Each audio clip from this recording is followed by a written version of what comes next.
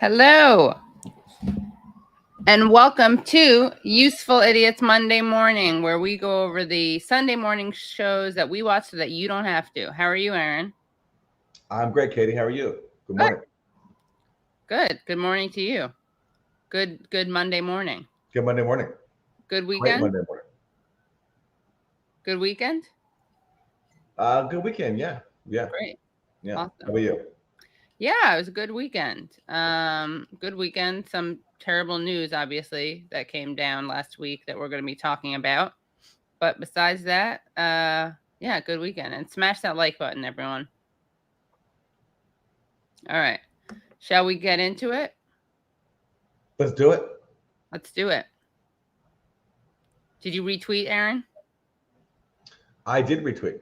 Great. All right, we got to spread the gospel. All right, awesome. Also, guys, I'm gonna like the stream too, if that's allowed. Just don't tell me. Oh yeah, like it. Yeah, definitely like it. Also, guys, don't forget to like the stream, as we said. And at 11, we're gonna be taking your calls on Call-In. All right. Wow. So you mean, Katie, that if you're someone like most people who just can't get enough of Monday morning, you can join us afterwards to talk about Monday morning and talk directly to us on Call-In. Exactly, because some people, it's like they don't get their full. No. Or fill. No. Yeah, and they need more. So, yeah. So, and that's why we are here for you, providing to you and for you with Call-In right after live stream. Call-In, ballin', right? Is that what it is? That's right. All right. So let's play the first clip. This is just going to set the stage for us a little bit. Sunday morning, after a week that was among the most significant in our recent history. Even before the Roe decision, the January 6th committee heard evidence of an attempted coup led by a defeated president who sought any way possible to hold on to power. And we saw the Supreme Court significantly expand gun rights, even as President Biden signed the first gun safety bill into law in decades. But it was the court's decision to overturn Roe v. Wade and nearly 5 decades of abortion rights that gripped the nation and prompted celebrations and bitterness from coast to coast. What we know is abortion is likely to be banned in roughly half the states. And Justice Clarence Thomas suggested birth control, gay rights, and same-sex marriage could be next. And we now know that Donald Trump's 2016 election, which gave him 3 Supreme Court picks, all of whom voted to overturn Roe, is easily now among the most consequential ever in our nation's history. What we don't know is the political fallout from all this. Will there be room in the Republican Party for people who actually want some abortion rights? Can Democrats channel their anger and frustration to win elections and pull even with Republicans for this November? And thanks to how this court was put together, its credibility has never been more in question. And this decision came at a time when the country is already dangerously divided. All right. So that sets that up. Let's go to his little mashup of Roe v. Wade. Katie, can I answer one of his questions when he says, will there be room in the Republican Party for at least some abortion rights? Yeah. I'm going to go with no. No. I'm going to go with no. Yeah. That's my guess. Yeah, that's a theme. That's going to be a theme going forward. Yeah. All right. Let's look at his mashup of Roe. Sad day for the court. It's a sad day for the court and for the country. Today's historic Supreme Court decision is a victory for the sanctity of life. Nearly 50 years after Roe. In a landmark ruling, the Supreme Court today legalized abortions. The decision by the High Court to eliminate the constitutional right to an abortion was met with celebrations and anger, with protests in cities across the country. It's shocking. This is something that women should have a right to. It's a roller coaster of emotion. It's complete and utter joy. The justices decided 6-3 to uphold Mississippi's law banning abortion after 15 weeks.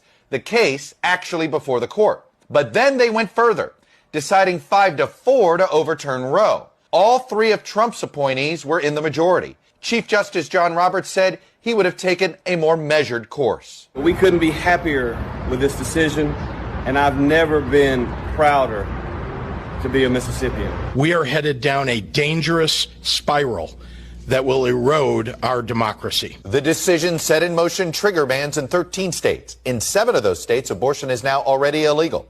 At least 24 states are certain or likely to ban abortion soon. Swift action to certify Section 861 banned abortion in our state immediately. We're fighting like hell here in Michigan to protect Michigan women's access to abortion and reproductive health care. Now there are questions about health implications, from access to care, to fertility services, to emergency contraception, about the criminalization of abortion care, and about what's to come for other privacy rights. The Supreme Court is a different branch of government. They can look at whatever comes before them. Justice Clarence Thomas wrote in a concurrence, "In future cases, we should reconsider all of this court's substantive due process precedents, including Griswold, Lawrence, and Obergefell, decisions on contraception, sex, and same-sex marriage." Alito's majority of... Okay, so guys, stand by. That's kind of an important update, an important development, which is that this overturned the right to abortion, and maybe, just maybe, according to Clarence Thomas, at least, definitely, the court should be reconsidering those 3 other cases. And those cases have to do with quote unquote sodomy. So sex, basically, contraceptions and contraceptives, birth control, and also same-sex marriage. So such a great coming attraction, coming soon to a theater near you, perhaps. Opinion differed, saying abortion is fundamentally different from those precedents. Now, without the votes in the Senate to codify Roe into law, Democrats are turning to November. Roe is on the ballot. This is actually a good point from Pete. He says, why not interracial marriage, Clarence? Because that, of course, is Loving versus Virginia. And that legalized, miscegenation, as it was called. There used to be anti-miscegenation laws. Now, perhaps it's because that would nullify Clarence Thomas's own marriage to Ginny Thomas. So maybe that explains the absence of that. Reproductive freedom is on the ballot. The answer is simple. It's November. It's the ballot box. Hoping the abortion issue will divide Republicans, drive base turnout, and turn swing voters, suburban women in particular, from a focus on the economy to the fight over reproductive rights. So I just want to give a shout out to Nancy Pelosi, the entire Democratic Party, Amy Klobuchar, everyone who's saying that we should just be going to the ballot box in November. So their solution to this is vote harder to get us elected so that we can continue to fail codifying Roe v. Wade. And also, please keep electing us so that we can do things like stump for anti-choice congressmen, incumbents like Henry Cuellar, who again was the last Democrat, anti-choice Democrat. He was running to protect his seat in Texas. He definitely was close to losing, but thank God the Democratic leadership, James Clyburn, Steny Hoyer, and Nancy Pelosi, all threw their weight and robocalls and money behind Henry Cuellar, who was being challenged by a pro-choice Latino woman. And these are the people who are apparently going to protect the right to choose, even though, again, they did not do that.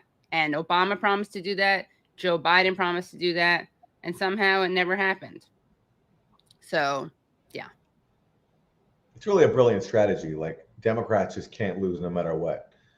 We failed on all fronts that we promised for, so vote for us again. Right. Yeah, it's great. And the thing is, it may actually work, because I think this is the problem, is that the Republicans on this issue, especially, are just so bad that may actually drive people out to vote. The problem is that then there's no evidence that the Democrats will do anything to protect these rights. Yes, if history is any guide, they'll do nothing. Right. And that's why the system just works so beautifully for both these parties, is because there's no one else to challenge them. Right. So they can both keep capitalizing off of the other's failures. And finally people get so fed up with Democrats doing nothing, then they switch over to Republicans, but the Republicans are so crazy that pushes some people back to the Democrats, even if they don't have any hope for them. Right, exactly. And one of the real reasons this happens is because the Supreme Court, and I talked about this on my show, I did an emergency, last minute stream Friday night. I had on Samuel Moyne, who's a law professor and history professor. And he pointed out that one of the real reasons that the Democrats don't actually do anything to challenge anti-choice Supreme Court justices is because conservatives are so good on corporate issues, and that's what the Democrats care about. So they kind of hide behind these social cultural wedge issues, but they actually like the conservatives for their pro-corporate rulings. Something to think about. Yeah. Let's skip forward to AOC. AOC clip.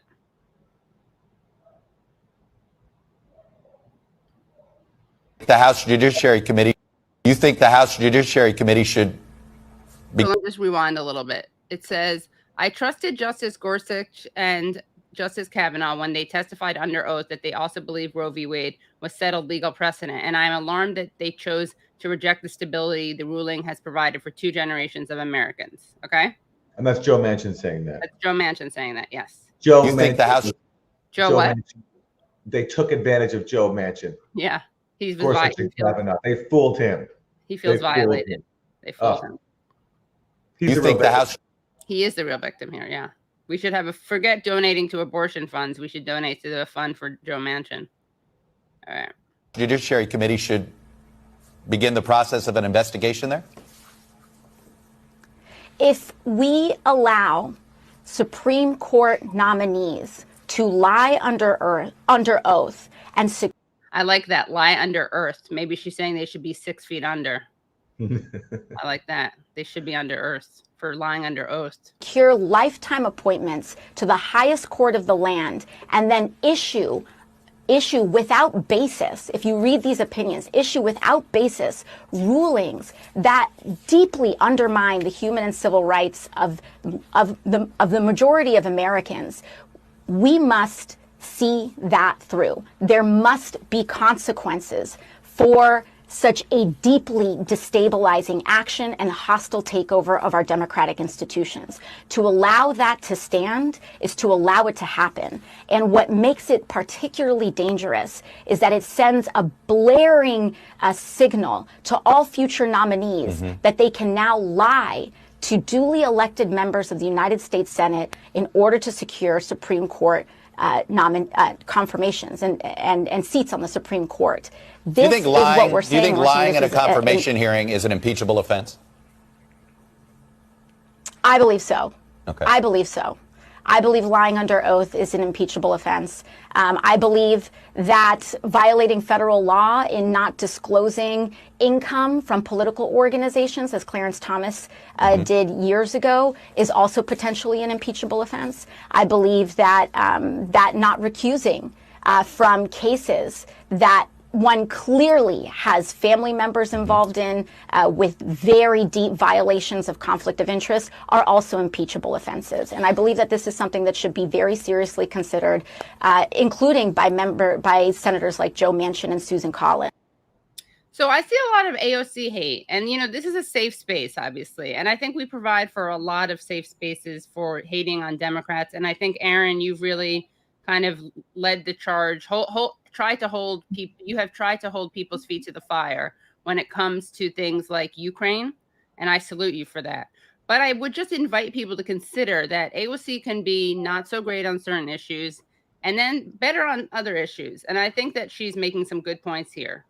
So I'm just saying that to the people in the audience. Aaron, what do you think? Yeah, no, I agree. I think it'd be great if these kinds of measures were taken to try to hold these Supreme Court justices to account. I just don't think it's going to happen because it's such a corrupt institution. Right. Lifetime appointments, all the shenanigans that go behind it, getting these people confirmed. The fact that, the Obama nominee, Merrick Garland, he was blocked from ever even being considered. By the way, shout out to, wasn't it Joe Biden who helped put Clarence Thomas on the court? Yeah, it was. So shout out. We want to thank Joe Biden. Thank you, Joe Biden. Yeah, we should definitely write him a thank you card because he helped put Clarence Thomas on the Supreme Court. So can we investigate Joe Biden too? Can he be investigated? Actually, I think we should. Yeah, you're right. For his conduct during the Clarence Thomas hearings when he basically threw Anita Hill under the bus. Yes, right. So it was what's so beautiful about the way that he helped get Clarence Thomas on the Supreme Court is that not only did he help install the person who would become the most reactionary Supreme Court justice currently on the court, but he also did it in a beautiful way, which was throwing Anita Hill under the bus when she kind of reluctantly came forward to accuse him of sexual harassment. There were other women who wanted to come forward to support those allegations, and Joe Biden basically wouldn't let them do that. So thanks again to Joe. You helped make this happen. But yeah, and someone wrote in the comments, maybe they changed their minds, like kind of pushing back on AOC, suggesting that they weren't lying, that they changed their minds. I'm going to say no.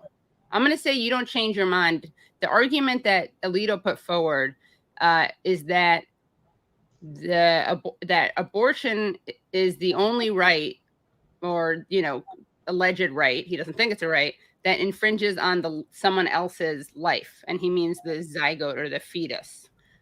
So I don't think that's something people were like, oh, you know what, Sam? I never considered that before. You have a good point. I never considered the fetus or zygote as having a life. So they didn't change their minds. They lied. Yeah. I do think, though, that's going to be a hard thing to prove that someone lied. Because also, yeah, it is. That's true. These lawyer types are so crafty that I'm sure they worded their answer. I'm sure that, they were obviously, I'm sure that they were being deceptive, but I'm sure they also worded their answers in ways that could give them some wiggle room to evade any kind of real accountability for it. That's how these people operate. Right. But I think it's a good idea, because it does seem like they were certainly disingenuous, because this is such a huge reversal from what they apparently told the Senate when they were being confirmed. Right. I know I should ignore the haters, but I'm very disturbed by all these people in the comments who are like, fuck this, Katie's a shit lib. First of all, if I'm a shit lib, I very intentionally tried to hide behind Aaron a couple of minutes ago when I asked him about AOC. Not really hide behind him, but I was trying to give get him to sanction the agree that AOC is not inherently evil. But also, don't be stereotypes. I hate this shit. I don't want to have to deal with this stereotype of leftist men who only care about economic issues and don't care about cultural, social issues, because abortion is an economic issue. Now, maybe you don't like it because I'm being a little bit standing on my soapbox. I'm trying to find my sense of humor. I've made a couple jokes today, but really, guys, do better. Do better. And if you're leaving, fine, go watch Joe Rogan, or someone said they were going to watch Crowder. If you're watching Crowder, then we don't want you, except for the clicks. Wait, someone said, I'm leaving. I'm going to watch Crowder. Yeah, someone said that. Wow. We're heartbroken. We're heartbroken because we really wanted that key Crowder watcher. Anyway, yeah. All right. But really, and I would invite everyone out there who calls out the Dems as shit libs, they should continue doing that. But you don't actually have to pretend that abortion is an unimportant issue that is the purview of neoliberal shills. All right. Thank you. That's my little speech. Yeah. All right. What are we up to next? Let's go to South Dakota governor.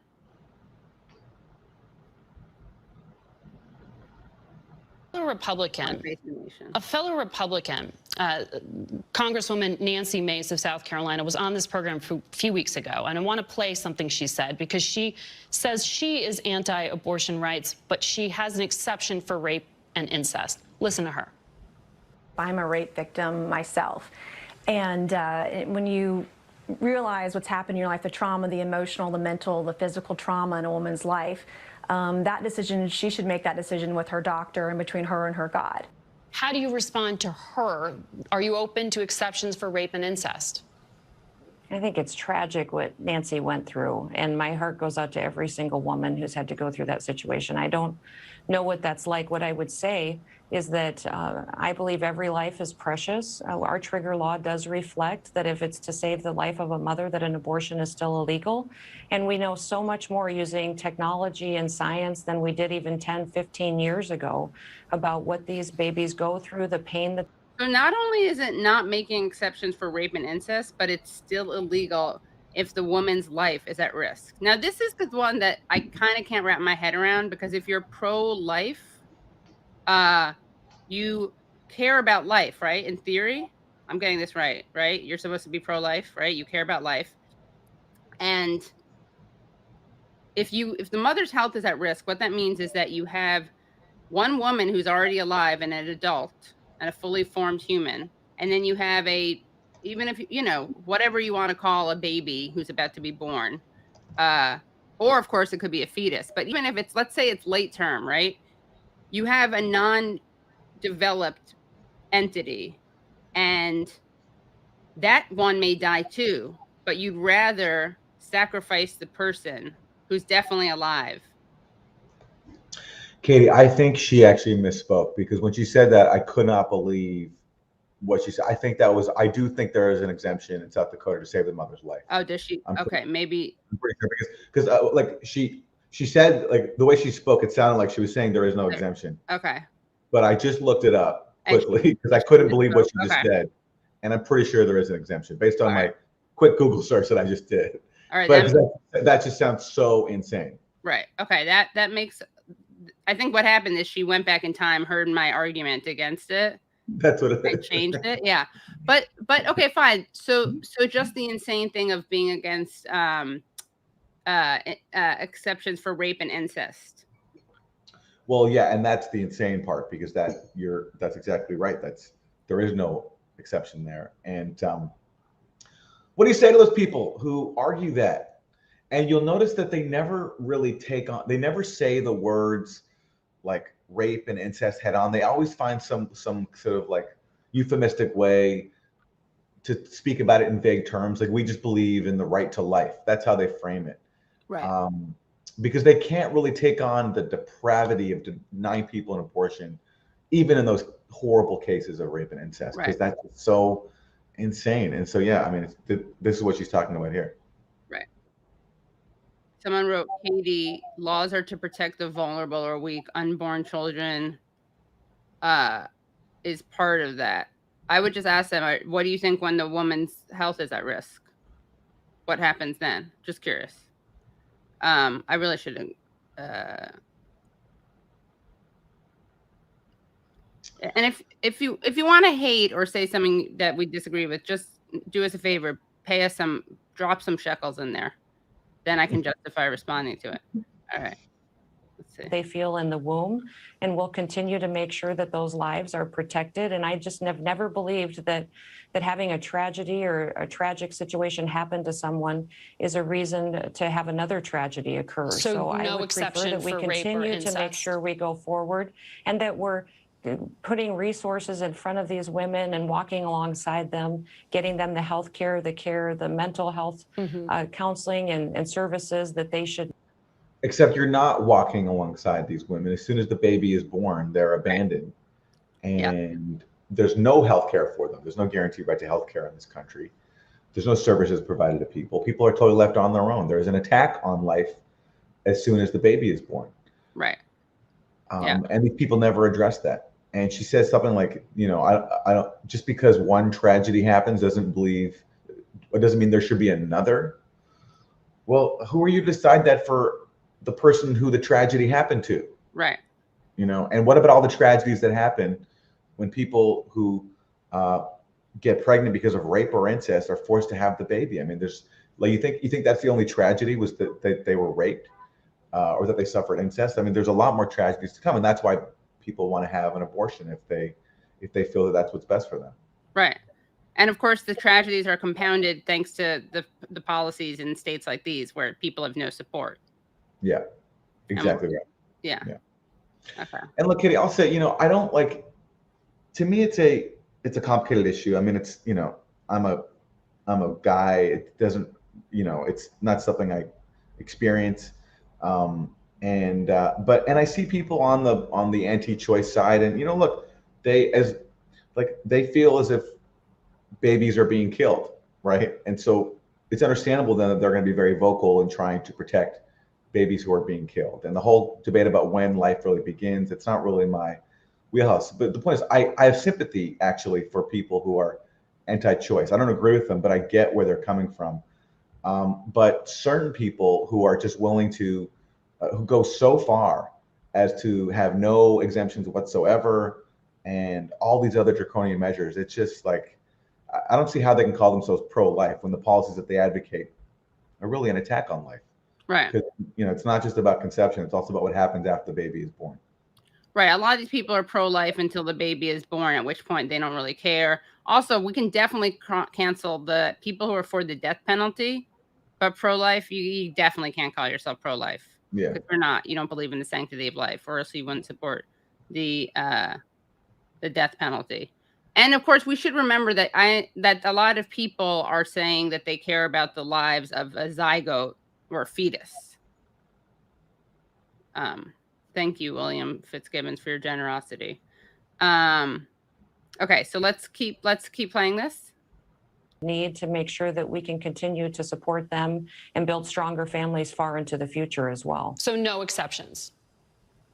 You know, this is a debate that's going to continue to happen from state to state, Margaret. Yep. And I think that's what's unique about the United States of America. I love that about this country, is that we have a very limited federal government. The Supreme Court did its job. Right. It fixed a wrong decision it made many years ago and returned this power back to the states, which is how the Constitution and our founders intended it. Right. So the fear tactics I hear coming out of so many people, from so many pundits and those in the media, scaring women, saying that they're going to have a bigger risk of death because of this decision. What this is going to do is give them the ability to weigh in with their local elected officials to make sure that their state statutes reflect what they need to have their health care and their options and their babies protected and supported into the future.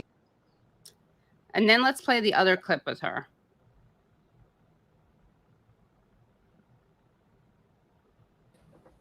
Which one was that? Also on Face the Nation?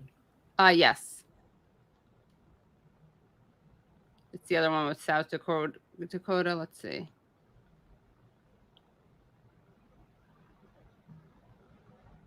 South Dakota on her street. Didn't you have another one in there?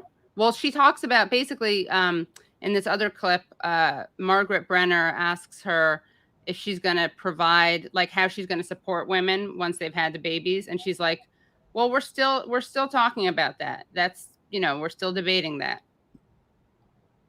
So you'd think that if they were so concerned with walking side by side with these women, they would have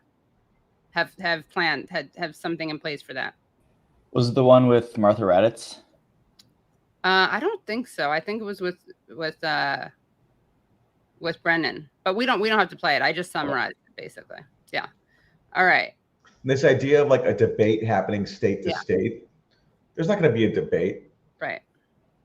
These lawmakers are going to push through whatever they've already signed on to, because they don't care about listening to women. Anybody who is opposed to these laws will just be ignored. Right. This idea that like the federal, she says the federal government is limited, and we're going to have this wonderful debate from state to state about rape and incest exemptions. None of that's going to happen. Right. Yeah. Okay, let's go to Peggy Noonan. She's great. Peggy Noonan on Meet the Press. And guys, don't worry, we're getting to other stuff besides Roe, but we're talking about this. Welcome back, panelists here. NBC News Chief Washington Correspondent Andrea Mitchell, NBC News Senior Capitol Hill Correspondent Garrett Hake, Wall Street Journal columnist Peggy Noonan, and Kimberly Atkins-Storr, Senior Opinion Writer for the Boston Globe. I'm going to start with Susan Collins and what she put out. Throwing out a precedent overnight that the country has relied upon for a half a century is not conservative. It is sudden and a radical jolt to the country that will lead to political chaos, anger, and a further loss of confidence in our government. John Roberts used judicial restraint, Peggy. I'm curious of what happened to small c conservatism and judicial restraint here. Well, another way, I understand what Susan Collins said, but another way to view this is a long 50-year struggle that observed all processes and appealed to the public and tried to get support and played the long game and did its very best, has suddenly, it seems, but after 50 years, succeeded in the court. And the end result of that is that a big, huge, dramatic question will not be settled by the court, as it were, as it had been 49 years ago, but will actually go back to the people of the country who state by state will decide through their legislators and representatives what their local abortion law will be. I do not see this big decision as a settlement of this question, but I do think it has put forward a legitimate and to me desirable democratic settlement, and it'll be turbulent for the next few years. It just will. Kimberly, what was interesting, she talked about So there she is, basically celebrating the fact that this is now going back to the states. The problem with this is that we know that it's supported, has widespread support, a kind of a almost monarchy of 9 people, and in this case, really a monarchy of 5. Those are the ones who decided this. Have decided it's not a right, and so we're sending it back to states. But of course, the whole idea of this is that rights aren't voted on by states; they're federal issues. And when you have these extremists on the court who are out of touch with the rest of the country, they decide it's not a right. So I don't see this as quite the celebration of the triumph of democracy that Peggy sees this as. And let's Aaron. Well, what I find funny is like Republicans are supposed to be all about law and order and the functioning of democracy. And Peggy is being like, it's going to be turbulent. It's going to be fantastic. Right. It's going to be I can't wait for the turbulence. Bring on the turbulence. Bring it on. Bring it on. They're so giddy. It's going to be a party. Yeah. Yeah. Everyone put on your turbulence party hats, which would be actually those hats that have what are they called? The propellers on them. That's how you create even more turbulence, more air, choppier air. Okay. Let's go to the end of her clip. That when polled, the American people say they're for Roe. They're for the right of abortion as seen in the Constitution. But the minute you get beyond that to questions of the cutoff, is it 12 weeks or 14? Then support goes down. It all becomes more complicated. The fact was, I think legally, Roe and Casey just were sort of incompatible with getting all of those reservations worked out in the law. So I think that is part of what drove it. Look, you know what the Republican Party should do now? It should use this victory, if you see it that way, to change itself and become a party that helps women, change its reputation, become a party that helps women and children, becomes responsible and supportive. We are here because Donald Trump and Mitch McConnell got together and made a litmus test for everyone laughed at that, rightfully so. She's saying Republicans should take this victory, which she clearly sees it as a victory. She's saying if you see it as that, she does. Take this as this victory as a chance to change and become good on women's issues and caring about children. And everyone laughs. We've just taken away your rights. And now we want to help you. Now we want to be your party.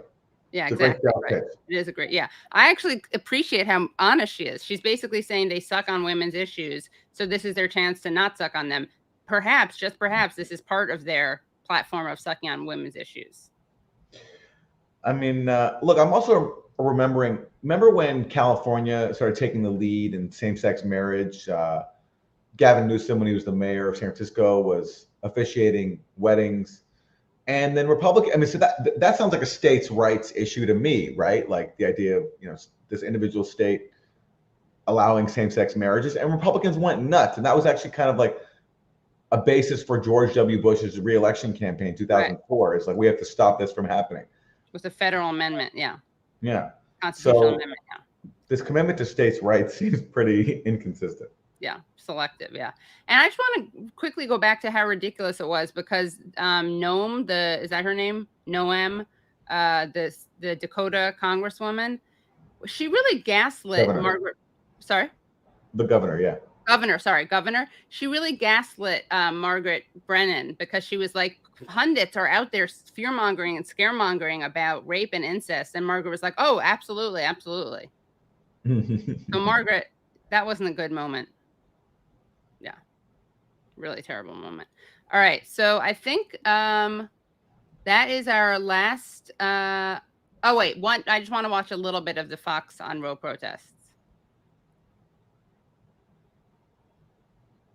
is just one of the huge signs that the 3 justices nominated by then President Trump are having an enormous effect on places like guns and school choice as well. This as Congress pulls off a bipartisan gun control bill, President Biden signing that into law yesterday. In a moment, we will break down the Supreme Court ruling with Fox News legal correspondent Shannon Bream. And we'll also get reaction, I should say, from Republican Senator Lindsey Graham of the Judiciary Committee. I just want you to watch Lindsey Graham's face here, basically. And remember, these are the Republicans who are going to start helping women. And from Democrat Stacey Abrams, who's running for governor in Georgia. But first, we turn to Alexandria Hoff, who is live at the... Do you know that you're supposed to not do that when the camera's on you? From Republican Senator Lindsey Graham of the Judiciary Committee and from Democrat Stacey Abrams, who's running for governor in Georgia. But first, we turn to Alexandria Hoff. Dry mouth there? Case of dry mouth? I don't know what it is. What do you think? What would make him do that, Aaron? Or he's just an evil person, and sometimes the evil energy comes out of him and it leads to facial contortions. Right. One of He's those probably two. thinking about how many more weapons he can ship off to Ukraine. Right. To That's sacrifice probably Ukrainian lives. Yeah. Yeah. That's his Ukraine arming excitement mode. Yeah. All right. We can, and speaking of Ukraine talking, Lindsay is upset these women's things are taking away focus from World War III. Could be, yeah. So speaking of which, let's go to let's watch some clips from Boris Johnson. How's that transition? Great transition. Great transition, right? Yeah. We're here at the G7. We're here at the G7, a gathering of the world's leading democracies. When I talk to friends in Canada, the UK, Australia, and elsewhere, people express concern about the United States about the United States in terms of our ability and our institutions to thrive and continue after what happened with the election of 2020. They worry that democracy is on life support in the United States. People might not know this about you, but you were born in the United States, and until recently, I was born in New York City. Why is he so angry here? I absolutely was born in New York City. I was. Any suggestion to the contrary? Yeah, and look at how how quick he is to turn this into small talk. He doesn't want to talk about this question of the United States democracy. So I was born in New York City. Do you know what it was? He probably wasn't listening to Jake Tapper. Jake Tapper's like, I'm concerned about my friends are concerned about democracy, that the lifeblood of democracy surviving. And Boris Johnson is thinking about whatever, what he's going to drink tonight or something like that. And all of a sudden he hears Jake Tapper say, and you were born in New York City. No, I was born in New York City. Absolutely, I was born in New York City. Absolutely. Yes, I was. He responds to it almost as if Jake Tapper had been like, you were not born in New York City. Exactly. I was. Yeah. Yes, I was. A fantastic place. Jake, where were you born? Where were you born in New York? Where was Staten Island? All right. Okay. I was born in New York General Hospital. Are you worried at all? Do you look? No. I want to say this to the people of the United States. I'm not. I think that I just get back to what I've been trying to say to you throughout this interview. I think that reports of the death of democracy in the United States are grossly exaggerated. America is a shining city on a hill, and for me, and it will continue to be so. And I think that the mere fact that Joe Biden has stepped up to the plate in the way that he has shows that the instincts of America are still very much in the right place. And for example, right now, America has asked me to torture and extradite a publisher for the crime of exposing its state crimes, and I'm compliant with that 100%. I will soon be delivering him to you in a silver platter. That's Julian Assange. So I know full well how great democracy is right now in the United States. The fact that I'm helping you criminalize journalism. Right. Yeah, that's true. So this is, to be fair, this is a guy who he's a Tory. He's very much, there's been a lot, speaking of incest, he's clearly the product of a lot of inbreeding. And he lives under a monarchy. So I don't know if I value his view of democracy. And he's also, like almost lost to a vote of confidence for violating his country's own stay-at-home mandates, which regardless of your opinion of these, now people are going to be very upset. Fine, you can oppose them, but he was governing them. Like he was governing with these laws that he then violated. So it was major hypocrisy. All right, this is all him. He's trying to be really butch about how great the United States is, because basically he's like America's bitch, and he wants to pretend that he's a fan of America so he can live with how he's just doing our dirty work when it comes to Assange and many other things. Yeah, look, I mean, there were some weird and kind of unattractive scenes back in the, died. I mean, it was pretty serious. It was pretty weird. I would talk about January 6th. He's calling it pretty weird and unattractive. So he wasn't aroused. Yeah. Other people were. He was not. Though. He was not aroused by it. Yeah, I was not aroused. I was turned off. I was turned off by that weird shaman man. Not at all aroused by that shaman. What do they call him? Shaman? QAnon shaman? The QAnon shaman, yeah. Yeah. I was not aroused by the man in the Camp Auschwitz sweatshirt. I swear I wasn't. No arousal there whatsoever. Weird. I mean, looking from the outside, it was pretty weird. But I don't believe that American democracy is under serious threat. Far from it. I continue to believe that America is the greatest global guarantor of democracy and freedom. He really just threw his own country under the bus there. I like it. He's, in his defense, his job is to be the U.S. government's lapdog. Right. So, he has to kiss ass. That's his job, basically. That's the job, basically, of a British prime minister, is to, speak in a posh accent and do the U.S.'s dirty work around the world. Right. Yeah. Blojo. That's a good nickname for him. Yeah. Bojo is the real one, but Blojo is good. A lot of people are saying he looks like he's doing cocaine, or someone said he was like Trump on weed. I don't think he's calm enough to be Trump on weed. You know who he reminds me of? He's some he has some Doug Ford energy. R.I.P. Doug Ford, of course, Rob Ford. Sorry, Rob Ford, the Canadian who dabbled in a lot of drug use, who's no longer with us. Rob Ford, his brother's Doug Ford, yeah. He was very entertaining. He'd run around and push people and fall down and had these very. Well, he was smoking crack, so he was a lot of fun. He was a lot of fun, yeah. He was a good time, yeah. All right, we got some more. People are gonna love this. We got some more Bojo for you. You were in Ukraine last week. You met with President Zelensky. Yeah. And you warned against what you call Ukraine fatigue in the West. How do you combat Ukraine fatigue at a time when so many Western nations are struggling with real issues at home? And do you worry at all that the tying of the war in Ukraine with higher energy prices might cause people in the UK and the United States to say, you know what, it's not worth it? But it is. And this is Jake Tapper's top concern in life. Do you think that the plebes, as they pay more for gas and food, might tire of using their tax money to fund a proxy war in Ukraine? And what can you do to stop that? That's Jake Tapper's top concern on top of January 6th. Wait, don't move, guys. Wilson, don't press play. Look at this amazing photo of Boris Johnson. I'm going to take a screenshot. It's going to be my new profile pic. No. All right. Okay.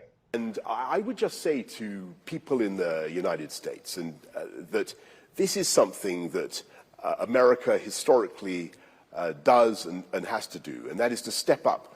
It's true. We did hide Nazis. We did offer them safe passage after World War II so that they could bring their science here. Peace and freedom and democracy. And if we let Putin get away with it and just annex, conquer sizable parts of a free, independent, sovereign country, which is what he is poised to do, if not the whole thing, then the consequences for the world are absolutely catastrophic. It means we're legitimating further acquisition by him, by violence, of other parts of the former Soviet Union. We're legitimating aggression in other parts of the world, and you can see the read across in East Asia. You can see the consequences, the lessons that will be drawn, and that Taiwan, Hong Kong. Correct. Yeah. And that is Taiwan, Hong Kong. Let me not mention Syria, which my government's currently occupying 1/3 of, stealing its oil and wheat, as Donald Trump boasted. Let me also not mention Yemen, which both of our governments are helping to destroy with the Saudi war. The fact these people can go to work every day and say this stuff out loud is just, it's pretty amazing.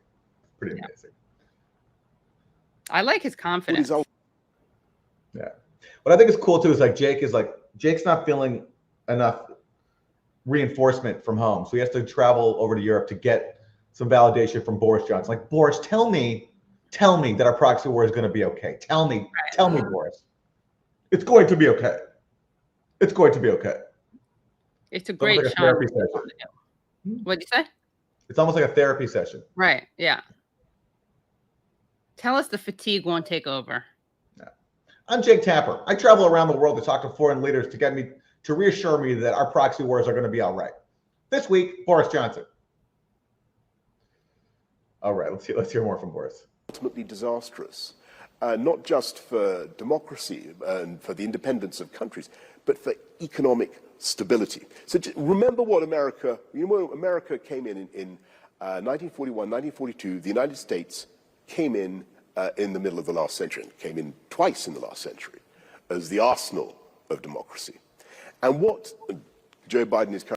Oh my God. So now he's offering a revisionist history of World War II, when the U.S. sat on its behind and let Hitler's armies take over a lot of territory before finally, pretty much only after the U.S. was attacked at Pearl Harbor, finally the U.S. got involved and helped the Soviet Union defeat the Nazis, when meanwhile it was the Soviet Union that bore the far majority of the sacrifice, which of course these people can never mention because they're the bad guys.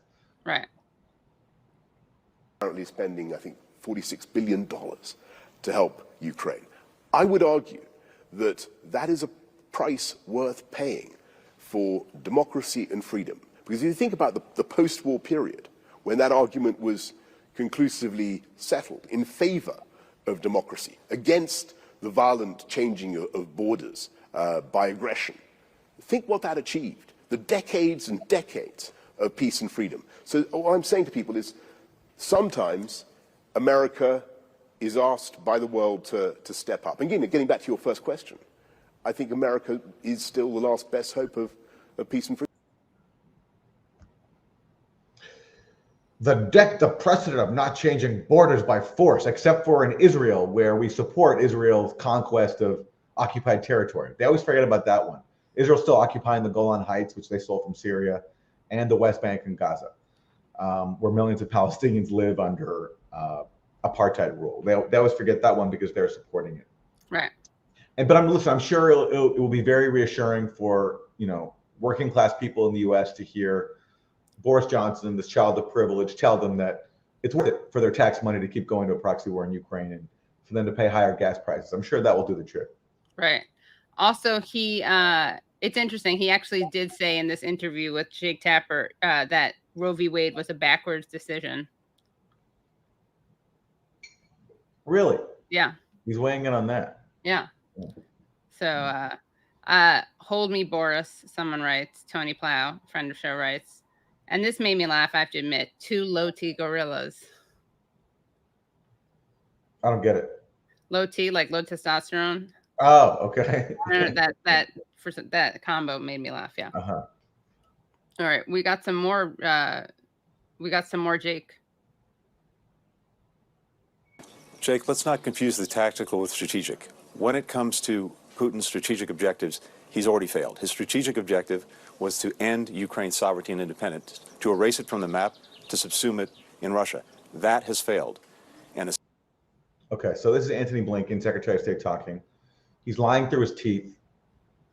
Russia never said they want to absorb all of Ukraine, and if they did, they would have sent far more troops than they actually did.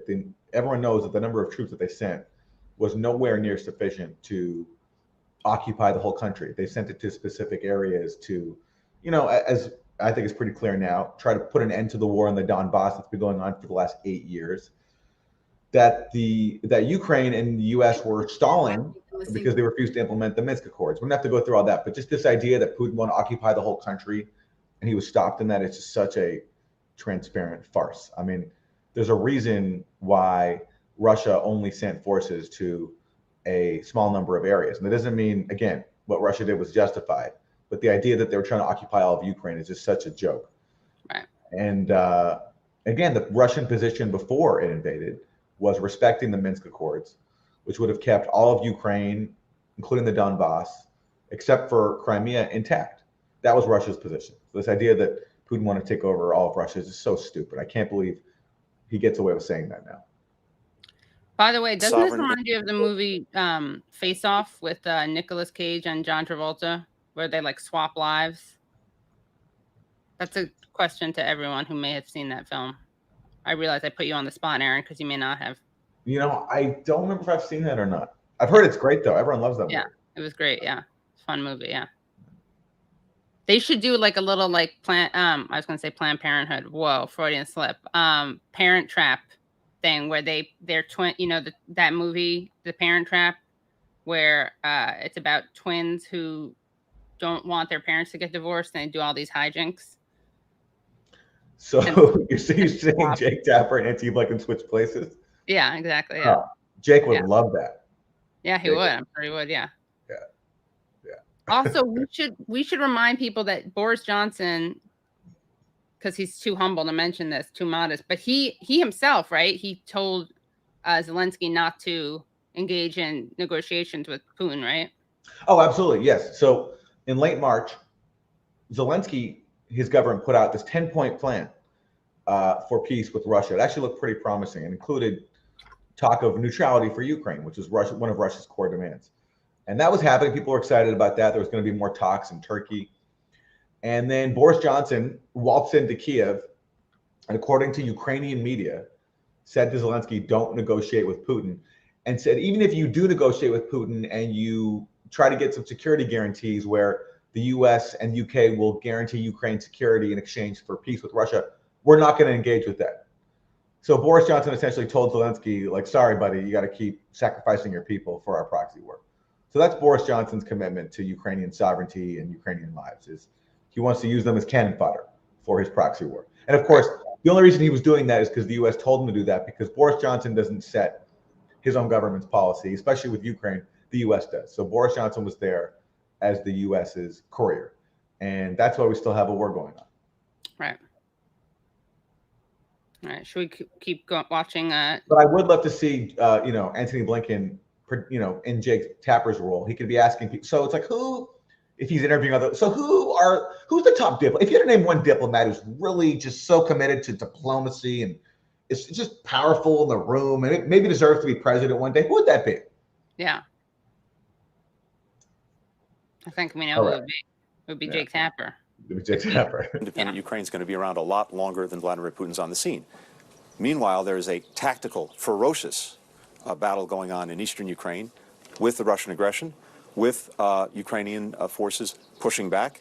And that line has shifted. There are gains one way, gains another way. But what's really... Yeah, the gains another way include hundreds of Ukrainian forces dying every single day, their units being wiped out, Ukraine losing more and more positions. But Anthony Blinken can't acknowledge that because he's the one who's encouraging all that to happen. He's the one using these people as cannon fodder.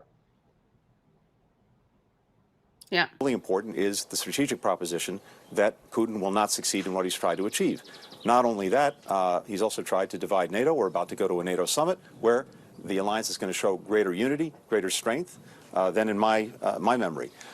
In Ukraine itself, here at this meeting of the G7, as well as at NATO, we will continue to do collectively everything we can to make sure that the Ukrainians have what they need in their hands to repel the Russian aggression. Do you think the attack on Kyiv overnight and this morning was part of a direct provocation against the meeting of the G7? We've seen sporadically, even ever since Putin lost the battle for Kyiv and had to shift his focus just to eastern and southern Ukraine, that they've occasionally launched missiles at a distance, basically to terrorize people.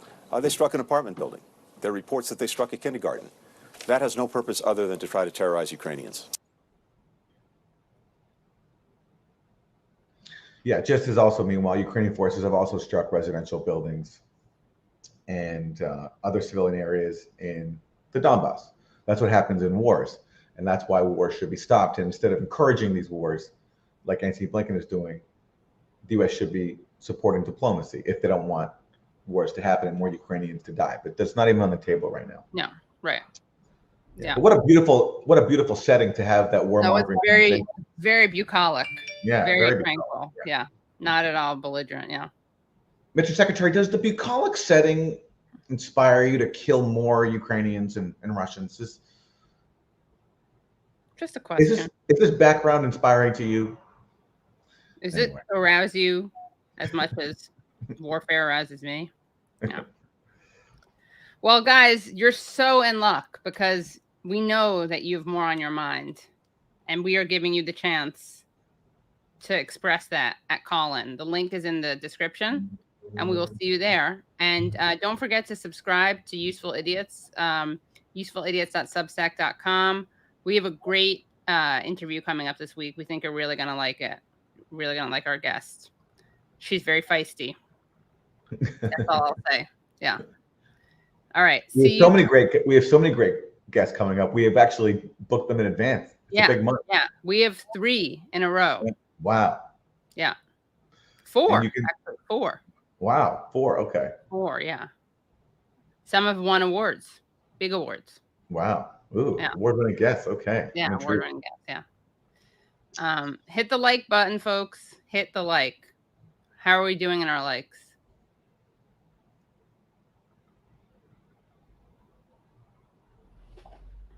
If you were aroused by this show, if you found it attractive, like Boris Johnson wants to see all events, yeah, then please hit the like button. Yeah, exactly. So, and I forgot why we want likes, but we want likes because likes are nice. Yeah, Tapper that. Yeah, Tapper wrote. So Mark Silverstein wrote Tapper that like for Jake Tapper. Do it for Jake Tapper. No, seriously, because we actually want to do better than shows like Save the Nation, Save the Union, like Jake Tapper show, and we got to do that. We got to get likes, basically, and also subscribe. Aaron, there's this guy named Rodney at YouTube who has, or at the ad people who have me send him our like information every month, and I don't want to be embarrassed sending him. Is that true? Yeah, I have to give him our YouTube information. I don't know who he is or why I do this, but he asks me for it every month, and I don't want to be embarrassed with him. Wow, this is good to know. All right, thanks for letting me know. Thank you, sir, every month, and I feel proud sending him some likes. Oh, this is good. We have a YouTube. I'm glad we got to talk about this behind the scenes. We got a YouTube connect. Good to know. All right. Well, I'll see you guys at Call-In. And yeah, we love you, Rodney. Bye, everybody. Bye.